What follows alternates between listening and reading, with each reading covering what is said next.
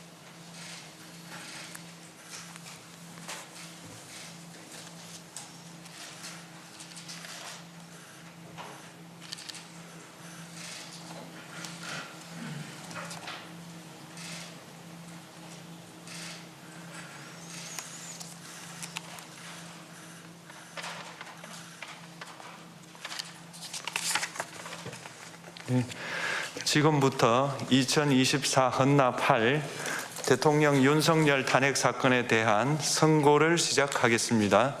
먼저 적법 요건에 관하여 살펴보겠습니다. 이 사건 계엄 선포가 사법심사의 대상이 되는지에 관하여 보겠습니다. 고위공직자의 헌법 및 법률 위반으로부터 헌법 질서를 수호하고자 하는 탄핵 심판의 취지를 고려하면 이 사건 계엄 선포가 고도의 정치적 결단을 요하는 행위라 하더라도 그 헌법 및 법률 위반 여부를 심사할 수 있습니다. 국회 법사의 조사 없이 이 사건 탄핵 소추안을 의결한 점에 대하여 보겠습니다. 헌법은 국회의 소추 절차를 입법에 맡기고 있고 국회법은 법사위 조사 여부를 국회의 재량으로 규정하고 있습니다. 따라서 법사위의 조사가 없었다고 하여 탄핵 소추 의결이 부적법하다고 볼 수 없습니다. 이 사건 탄핵 소추안의 의결이 일사부재의 원칙에 위반되는지 여부에 대해서 보겠습니다. 국회법은 부결된 안건을 같은 회기 중에 다시 발의할 수 없도록 규정하고 있습니다. 피청구인에 대한 1차 탄핵소추안이 제418회 정기회 회기에 투표 불성립되었지만 이 사건 탄핵소추안은 제419회 임시회 회기 중에 발의되었으므로 일사부재의 원칙에 위반되지 않습니다. 한편 이에 대해서는 다른 회기에도 탄핵소추안의 발의 횟수를 제한하는 입법이 필요하다는 재판관 정형식의 보충 의견이 있습니다. 이 사건 계엄이 단시간 안에 해제되었고 이로 인한 피해가 발생하지 않았으므로 보호이익이 험결되었는지 여부에 대해서 보겠습니다. 이 사건 계엄이 해제되었다고 하더라도 이 사건 계엄으로 인하여 이 사건 탄핵 사유는 이미 발생하였으므로 심판의 이익이 부정된다고 볼 수 없습니다. 소추 의결서에서 내란죄 등 형법 위반 행위로 구성하였던 것을 탄핵 심판 청구 이후에 헌법 위반 행위로 포섭하여 주장한 점에 대하여 보겠습니다. 기본적 사실관계는 동일하게 유지하면서 적용 법조문을 철회, 변경하는 것은 소추사유의 철회, 변경에 해당하지 않으므로 특별한 절차를 거치지 않더라도 허용됩니다. 피청구인은 소추사유에 내란죄 관련 부분이 없었다면 의결 정족수를 충족하지 못하였을 것이라고 주장하지만 이는 가정적 주장에 불과하며 객관적으로 뒷받침할 만한 근거도 없습니다. 대통령의 지위를 탈취하기 위하여 탄핵 소추권을 남용하였다는 주장에 대하여 보겠습니다. 이 사건 탄핵 소추안의 의결 과정이 적법하고 피소추자의 헌법 또는 법률 위반이 일정 수준 이상 소명되었으므로 탄핵 소추권이 남용되었다고 볼 수 없습니다. 그렇다면 이 사건 탄핵 심판 청구는 적법합니다. 한편 증거법칙과 관련하여 탄핵 심판 절차에서 형사소송법상 전문 법칙을 완화하여 적용할 수 있다는 재판관 이미선, 김형두의 보충 의견과 탄핵 심판 절차에서 앞으로는 전문 법칙을 보다 엄격하게 적용할 필요가 있다는 재판관 김복형, 조한창의 보충 의견이 있습니다. 다음으로 피청구인이 직무집행에 있어 헌법이나 법률을 위반하였는지, 피청구인의 법 위반 행위가 피청구인을 파면할 만큼 중대한 것인지에 관하여 살펴보겠습니다. 우선 소추 사유별로 살펴보겠습니다. 1. 이 사건 계엄 선포에 관하여 보겠습니다. 헌법 및 계엄법에 따르면 비상계엄 선포의 실체적 요건 중 하나는 전시, 사변 또는 이에 준하는 국가 비상사태로 저가 교전 상태에 있거나 사회 질서가 극도로 교란되어 행정 및 사법 기능의 수행이 현저히 곤란한 상황이 현실적으로 발생하여야 한다는 것입니다. 피청구인은 야당이 다수 의석을 차지한 국회의 이례적인 탄핵소추 추진, 일방적인 입법권 행사 및 예산 삭감 시도 등의 전횡으로 인하여 위와 같은 중대한 위기사항이 발생하였다고 주장합니다. 피청구인의 취임 후 이 사건 계엄 선포 전까지 국회는 행안부 장관, 검사, 방통위위원장, 감사원장 등에 대하여 총 22건의 탄핵소추안을 발의하였습니다. 이는 국회가 탄핵소추 사유의 위헌위법성에 대해 숙고하지 않은 채 법 위반의 의혹에만 근거하여 탄핵 심판 제도를 정부에 대한 정치적 압박 수단으로 이용하였다는 우려를 낳았습니다. 그러나 이 사건 계엄 선포 당시에는 검사 1인 및 방통위위원장에 대한 탄핵 심판 절차만이 진행 중이었습니다. 피청구인이 야당이 일방적으로 통과시켜 문제가 있다고 주장하는 법률안들은 피청구인이 제의를 요구하거나 공포를 보류하여 그 효력이 발생되지 않은 상태였습니다. 2025년도 예산안은 2024년 예산을 집행하고 있었던 이 사건 계엄 선포 당시 상황에 어떠한 영향을 미칠 수 없고 위 예산안에 대하여 국회 예결특위의 의결이 있었을 뿐 본회의의 의결이 있었던 것도 아닙니다. 따라서 국회의 탄핵소추, 입법, 예산안 심의 등의 권한 행사가 이 사건 계엄 선포 당시 중대한 위기 상황을 현실적으로 발생시켰다고 볼 수 없습니다. 국회의 권한 행사가 위법, 부당하더라도 헌법재판소의 탄핵 심판, 피청구인의 법률안 제의 요구 등 평상시 권력 행사 방법으로 대처할 수 있으므로 국가 긴급권의 행사를 정당화할 수 없습니다.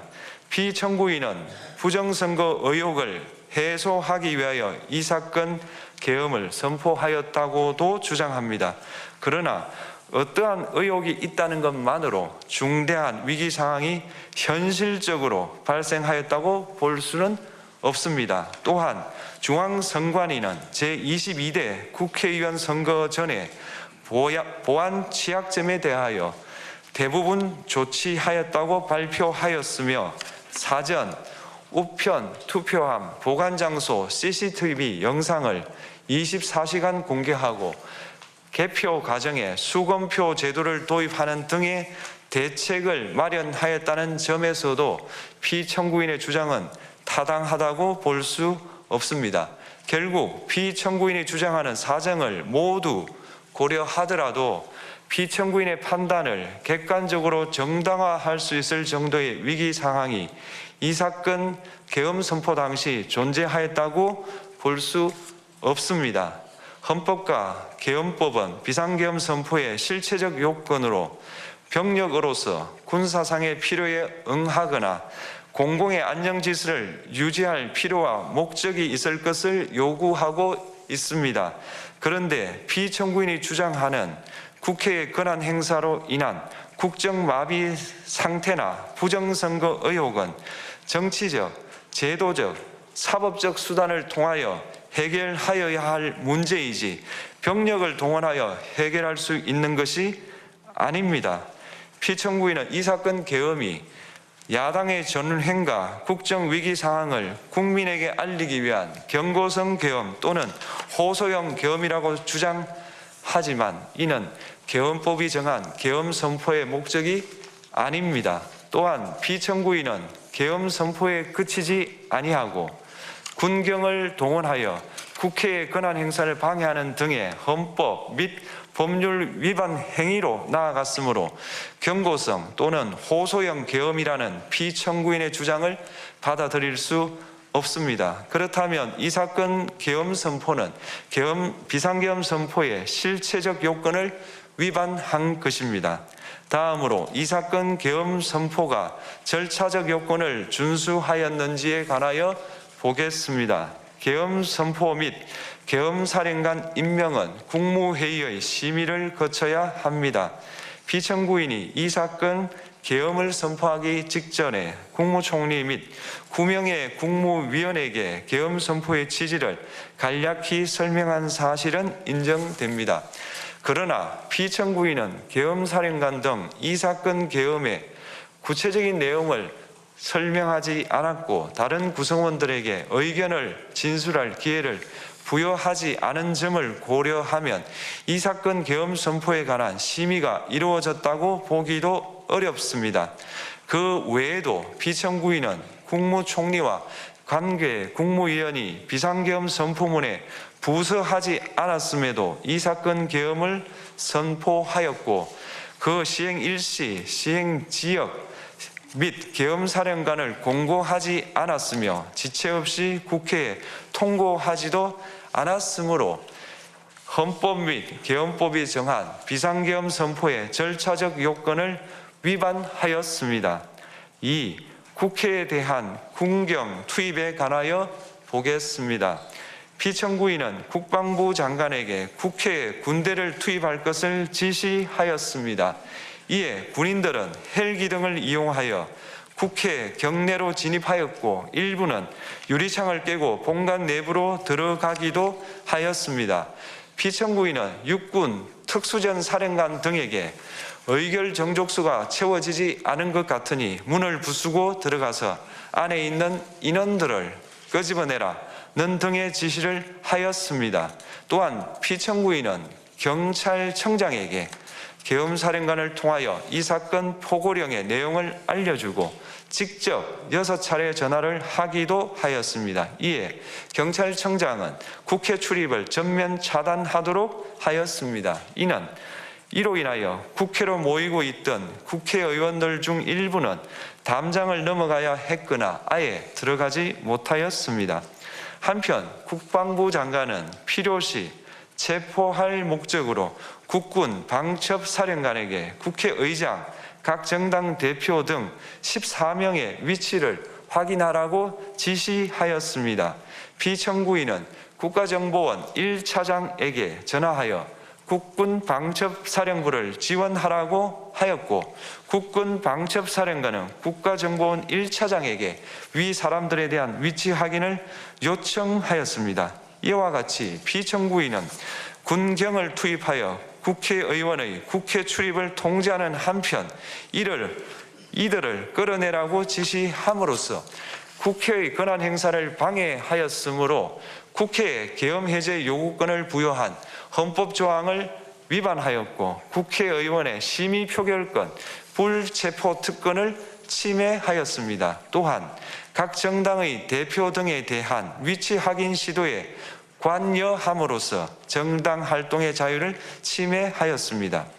피청구인은 국회의 권한 행사를 막는 등 정치적 목적으로 병력을 투입함으로써 국가 안전보장과 국토방위를 사명으로 하여 나라를 위해 봉사하여 온 군인들이 일반 시민들과 대치하도록 만들었습니다. 이에 피청구인은 국군의 정치적 중립성을 침해하고 헌법에 따른 국군 통수 의무를 위반하였습니다. 3.